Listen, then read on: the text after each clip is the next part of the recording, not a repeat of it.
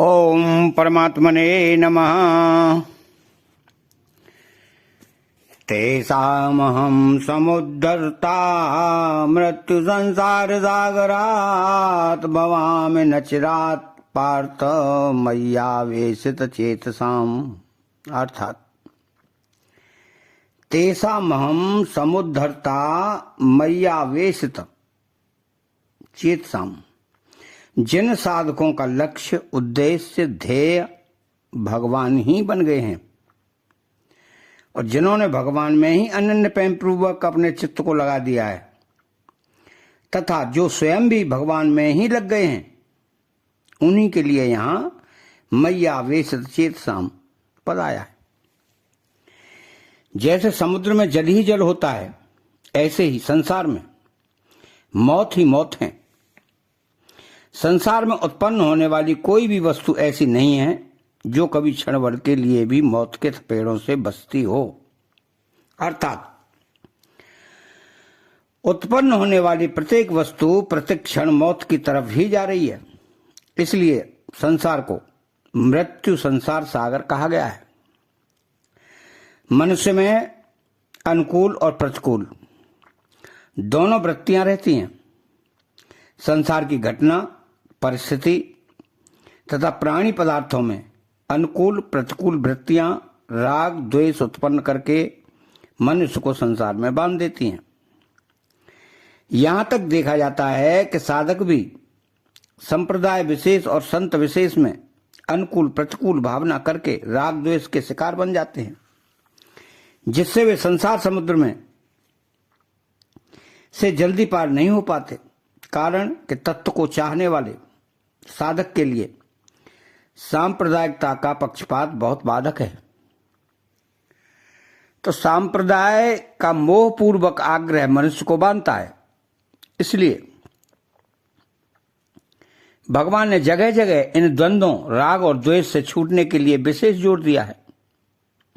यदि साधक भक्त अपनी सारी अनुकूलताएं भगवान में कर ले, अर्थात एकमात्र भगवान से ही अनन्य प्रेम का संबंध जोड़ ले और सारी प्रतिकूलताएं संसार में कर ले, अर्थात संसार की सेवा करके अनुकूलता की इच्छा से विमुख हो जाए, तो इस संसार बंधन से बहुत जल्दी मुक्त हो सकता है। संसार में अनुकूल और प्रतिकूल वृत्तियों का होना ही संसार में बंधना है। भगवान का यह सामान्य नियम है कि जो जिस भाव से उनकी शरण लेता है, उसी भाव से भगवान भी उसको आश्रय देते हैं। ये यथा माम प्रपद्यन्ते तांस तथैव भजाम्यहम्। अतः वे कहते हैं कि यद्यपि मैं सब में संभाव से स्थित हूं, समो अहम सर्वभूतेषु, तथापि जिनका एकमात्र प्रिय मैं हूं, जो मेरे लिए ही संपूर्ण कर्म करते हैं और मेरे परायण होकर नित्य निरंतर मेरे ही ध्यान जप चिंतन आदि में लगे रहते हैं, ऐसे भक्तों का मैं स्वयं मृत्यु संसार सागर से बहुत जल्दी और सम्यक प्रकार से उद्धार कर देता हूं। अब भगवान ने सब तरह के सामान्य साधकों के लिए अपने द्वारा अपना उद्धार करने की बात कही थी। उद्धरेदा त्मनात्मनम, और यहां कहते हैं कि भक्तों का उद्धार मैं करता हूं। तेषामहं समुद्धर्ता, इसका तात्पर्य है कि प्रत्येक साधक आरंभ में स्वयं ही साधन में लगता है।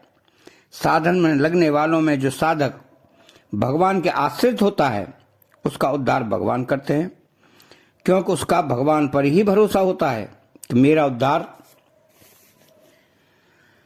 वही करेंगे। वह अपने उद्धार की चिंता न करके केवल भगवान के भजन में ही लगा रहता है। तो उसके साधन और साध्य भगवान ही होते हैं, परंतु ज्ञान मार्ग में चलने वाला अपना उद्धार स्वयं करता है। स्वरूप बोध होने पर भक्ति प्राप्त हो जाए, यह नियम नहीं है, पर भक्ति प्राप्त होने पर स्वरूप बोध भी हो जाता है।